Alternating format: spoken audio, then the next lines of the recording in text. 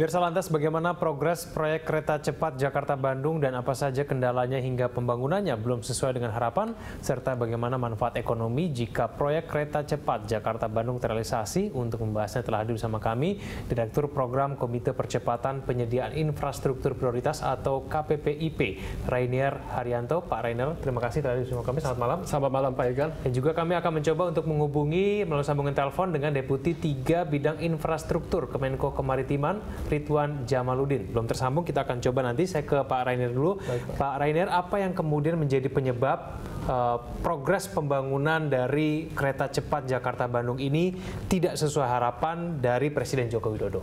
Ya Pak, mungkin pertama-tama Pak, dari KPPP sendiri ini tugasnya hanya memonitoring Pak. Ya. Jadi yang kami peroleh informasi adalah bahwa memang yang seperti disebutkan sebelumnya ada dua kendala nih Pak. Satu masalah pembebasan lahan yang telah disebutkan, tapi kedua adalah masalah pendanaan Pak. Kalau kita bicara masalah pendanaan, memang yang kami ketahui Pak, proyek ini mengandalkan pendanaan dari China Development Bank Pak atau CDB Pak. Di mana kemarin ini sudah ditandatangani beberapa agreement, tapi agreement terakhir yaitu facility agreement Pak, itu mengalami kendala Pak karena adanya negosiasi atas prasyarat Pak. Nah ini kemarin yang seperti mungkin kalayak umum sudah dengar waktu Pak Presiden ke RRT Pak dalam acara obor itu ditandatangani Pak facility agreement Pak. Jadi artinya agreement itu sudah selesai Pak. Nah sekarang adalah posisi yang istilahnya adalah financial drawdown Pak. Nah financial drawdown ini tentu ada beberapa prasyarat Pak pasti Pak. Tetapi memang sepengetahuan kami facility agreement ini ditargetkan untuk dimulai drawdownnya pada tanggal 3 Juni. Oke, baik. Pak Rainier, tapi menurut komite Anda ini sudah 2 tahun sejak disetujui begitu kurang lebih ya, ini memang berlangsungnya hitungannya lamban ya? Anda sepakat dengan Presiden Joko Widodo?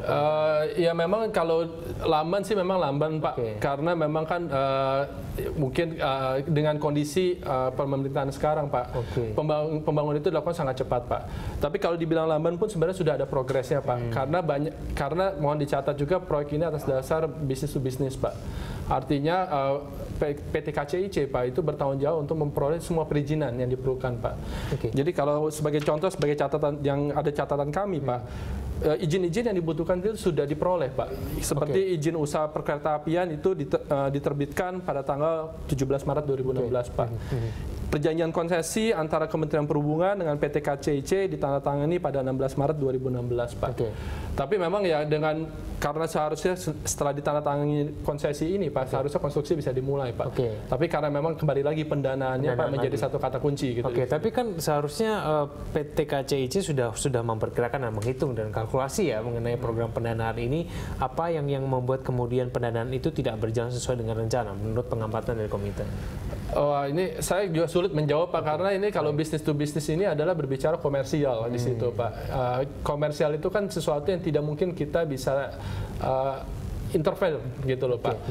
Ya memang diketahui ya, memang seperti yang tadi saya sebutkan ada negosiasi Pak. Bahkan salah satu prasyarat yang kami ketahui cukup alot Pak dalam negosiasi facility agreement ini adalah tentang syarat pembebasan lahan Pak. Yang kami ketahui mungkin di awalnya diminta bahwa 100% lahan harus dibebaskan Pak. Untuk supaya uang ini bisa di drawdown Pak.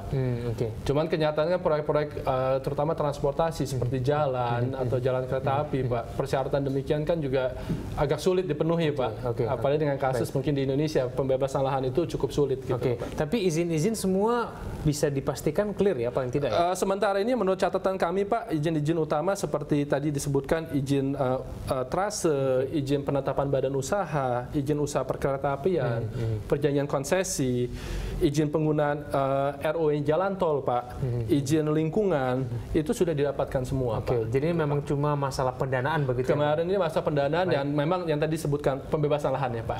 Baik, kita akan bahas usai jeda. Pemirsa Hot Ekonomi akan segera kembali sesaat lagi.